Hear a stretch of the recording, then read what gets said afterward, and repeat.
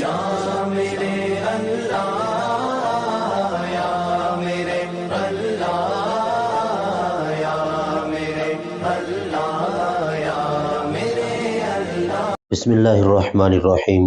السلام علیکم ورحمۃ اللہ وبرکاتہ۔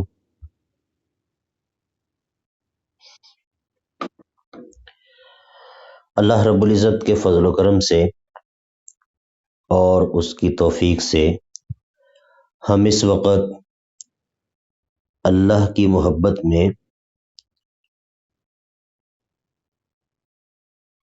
اور آخرت کی یاد اور فکر میں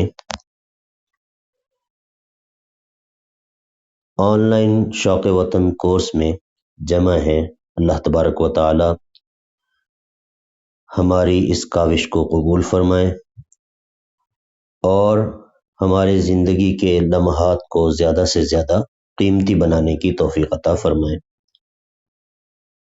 سورہ یاسین کا ترجمہ شروع کیا ہے اور روزانہ ایک حدیث پاک اور ایک دعا ترجمے کے ساتھ یہاں پہ پیش کی جاتی ہے، اور ہم کوشش کریں کہ اس کو ہم یاد کریں اور ہم سمجھیں، کیونکہ دنیا میں آنے کا جو مقصد ہے نا، وہ یہ ہے کہ ہم اپنے اللہ کی کلام کو سمجھیں اور اس پر عمل کریں، اور اس کو سمجھایا ہے ہمارے محبوب نبی حضرت محمد مصطفیٰ صلی اللہ علیہ وسلم نے۔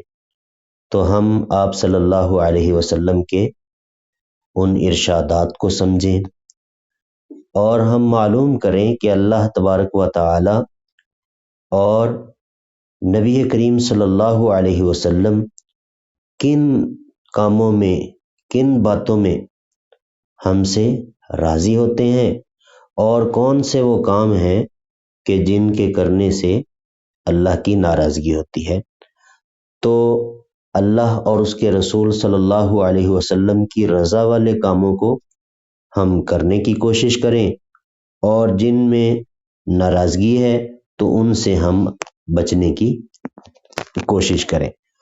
تو آئیے آج کے سبق کو شروع کرتے ہیں۔ اعوذ باللہ من الشیطان الرجیم، بسم اللہ الرحمن الرحیم۔ انما تنذر، بے شک آپ ڈرا سکتے ہیں، آپ خبردار کر سکتے ہیں، من اتبع الذکر، اس شخص کو جو نصیحت کی پیروی کرے، وخشی الرحمن، اور ڈرے رحمان سے، بالغیب، بغیر دیکھے، یعنی اللہ کو اس نے دیکھا نہیں لیکن دل میں اللہ کا خوف ہے۔ انما تنذر، بے شک آپ ڈر سنا سکتے ہیں، آپ خبردار کر سکتے ہیں، من اتبع الذکر، اس شخص کو جو نصیحت کی پیروی کرے، وخشی الرحمن بالغیب، اور رحمان سے ڈرے بغیر دیکھے، فبشرہ بمغفرۃ، سو خوشخبری سنا دیجیے اس کو مغفرت کی، واجر کریم، اور باعزت اجر کی، انا نحن، بے شک ہم، نحیی الموتى، زندہ کریں گے مردوں کو، ونکتب، اور ہم لکھتے ہیں، ما قدموا، جو کچھ انہوں نے آگے بھیجا، وآثارہم، اور جو ان کے پیچھے ہے، اثر نشان کو کہتے ہیں، یعنی جو اعمال، جو کچھ انہوں نے نیکیاں آگے بھیجی ہیں، جو عمل کیے، تو وہ بھی ہم لکھ لیتے ہیں، وآثارہم، اور جو پیچھے چھوڑ کر آئے۔ کیا مطلب؟ حدیث شریف میں آتا ہے کہ اگر کوئی آدمی اچھا عمل کرتا ہے نا، تو پھر اس پر جتنے لوگ وہ عمل کرتے ہیں، اس کو اپناتے ہیں، تو یہ جس نے آغاز کیا ہے تو اس کو بھی ان کا اجر و ثواب ملتا رہتا ہے. اور اگر کسی نے کوئی برائی جاری کر دی، کوئی برا کام چھوڑ کر گیا ہے، غلط کام، اور بعد میں جتنے بھی اس کے مطابق چلیں گے، اس پر عمل کریں گے، تو اس کو بھی اس کا گناہ ملے گا. اِنَّا نَحْنُ نُحْيِي الْمَوْتَى، بے شک ہم زندہ کریں گے مردوں کو، وَنَكْتُبُ مَا قَدَّمُوا، اور ہم لکھتے ہیں جو کچھ انہوں نے آگے بھیجا، وَآثَارَهُمْ، اور جو کچھ پیچھے چھوڑا، وَكُلَّ شَيْءٍ، اور ہر چیز، احصیناہ، ہم نے اس کو شمار کر رکھا ہے، فی امام مبین، لوح محفوظ کے اندر. ہر چیز لکھی ہوئی ہے اللہ کے پاس کتاب کے اندر. وَكُلَّ شَيْءٍ، اور ہر چیز، احصیناہ، ہم نے اس کو گھیر رکھا ہے، ہم نے اس کا احاطہ کر رکھا ہے، ہم نے اس کو گنا ہوا ہے، ہم نے اس کو شمار کر کے رکھا ہوا ہے، فی امام مبین، لوح محفوظ کے اندر، واضح کتاب کے اندر. انا نحن نحیی الموتى، بے شک ہم زندہ کریں گے مردوں کو، ونکتب ما قدموا، اور ہم لکھتے ہیں جو کچھ انہوں نے آگے بھیجا، وآثارہم، اور جو کچھ پیچھے چھوڑا، وکل شیء احصیناہ، اور ہر چیز کو ہم نے شمار کر رکھا ہے، فی امام مبین، واضح کتاب کے اندر. کیا مطلب؟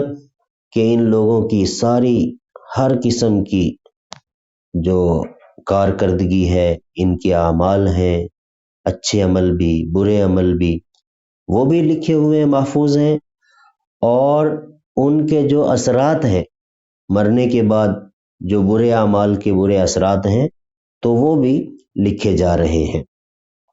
وَاضْرِبْ لَهُمْ، بیان کیجئے ان کے لیے، مثلاً مثال، اصحاب القریہ، بستی والوں کی، اذ جاءها المرسلون، جب آئے اس بستی میں، مرسلون بھیجے ہوئے یعنی رسول. وَاضْرِبْ لَهُمْ مَثَلًا أَصْحَابَ الْقَرْيَةِ، بیان کیجئے ان کے سامنے بستی والوں کی مثال. اِذْ جَاءَهَا الْمُرْسَلُونَ، جب آئے ان کے پاس رسول. اِذْ أَرْسَلْنَا، جب بھیجا ہم نے، اِلَيْهِمْ، ان بستی والوں کی طرف، اثنین، دو رسول، فَكَذَّبُوهُمَا، تو انہوں نے ان کو جھٹلایا، یعنی ان بستی والوں نے ان دونوں رسولوں کو جھٹلایا.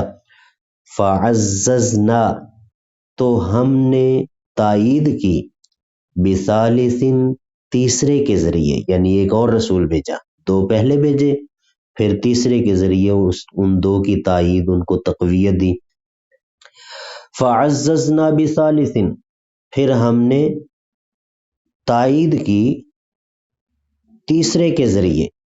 فَقَالُوا، تو وہ کہنے لگے، اِنَّا إِلَيْكُمْ مُرْسَلُونَ، یعنی یہ تینوں رسول کہنے لگے، اِنَّا إِلَيْكُمْ مُرْسَلُونَ، بے شک ہمیں تمہاری طرف رسول بنا کر بھیجا گیا ہے. قالوا، بستی والوں نے کہا، ما انتم، نہیں ہو تم، الا بشر مثلنا، مگر ہمارے جیسے انسان. وما انزل الرحمن من شیء، اور نہیں اتاری رحمان نے کوئی چیز. ان انتم الا تکذبون، نہیں ہو تم مگر جھوٹ بولنے والے، یعنی تم تو سراسر جھوٹ بول رہے ہو. بسم اللہ الرحمن الرحیم. قال النبی صلی اللہ علیہ وسلم، المجالس بالامانہ، المجالس بالامانہ. نبی کریم صلی اللہ علیہ وسلم نے فرمایا کہ مجلسیں امانت ہیں، یعنی مجلس کے اندر جو بات کی جائے تو وہ ایک راز ہے، اس راز کو ظاہر نہیں کرنا چاہیے، دوسروں کو نہیں بتانا چاہیے۔ آپ سے کوئی بات کی کسی نے آپ کو کوئی راز دیا، تو اس راز کو جیسے دوسروں کے سامنے ظاہر کرنا یہ اچھی بات نہیں۔ تو ایسے ہی مجلس کے اندر جو باتیں ہوتی ہیں تو وہ بھی امانت ہیں، وہ بھی راز ہیں، تو بغیر اجازت کے ان کو بھی آگے ظاہر نہیں کرنا چاہیے۔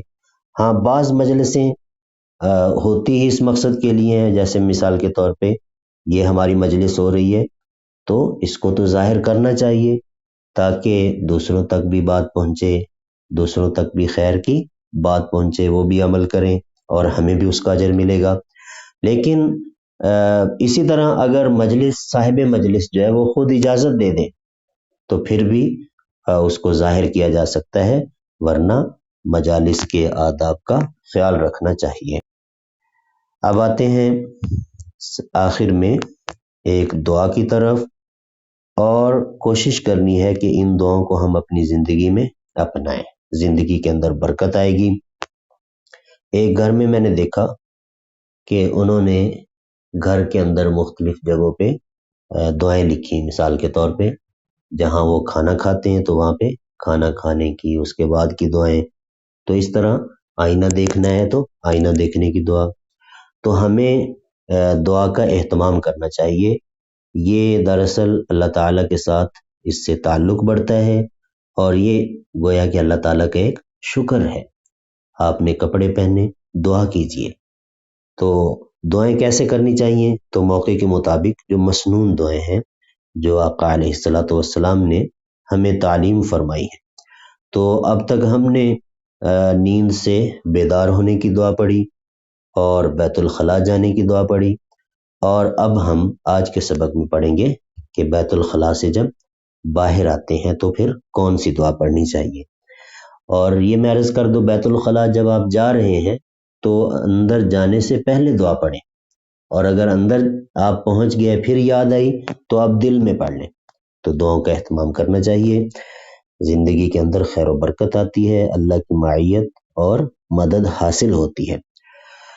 بیت الخلاء سے نکل کر یہ دعا پڑھیں، الحمدللہ الذی اذہب عنی العذا وعافانی، الحمدللہ الذی اذہب عنی العذا وعافانی۔ تمام تعریفیں اس اللہ کے لیے ہیں جس نے دور کی مجھ سے اذیت، تکلیف، اور مجھے عافیت دی۔ دیکھیے، یہ اللہ کی بڑی نعمت ہے کہ ایک ہم تکلیف جو ہے دیکھیں کہ ایک اذیت، ایک تکلیف، اور اللہ تعالیٰ نے کتنا آسانی سے جو ہے ہمیں اس سے نجات عطا فرمائی، اور ہم پھر خوشباش ہو گئے۔ اگر پیٹ میں درد ہو تو کتنی تکلیف ہوتی، تو اسی طرح یہ عافیت کے ساتھ ہم نے کھایا، عافیت کے ساتھ وہ ہضم ہوا، عافیت کے ساتھ وہ جو ہے ہم اس سے فارغ ہوئے، تو یہ اللہ کی بہت بڑی نعمت ہے۔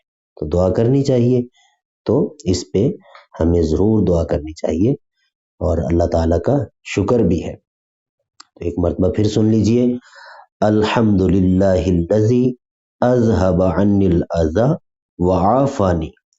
تمام تعریفیں اس اللہ کے لیے ہیں جس نے دور کی مجھ سے تکلیف اور مجھے عافیت دی۔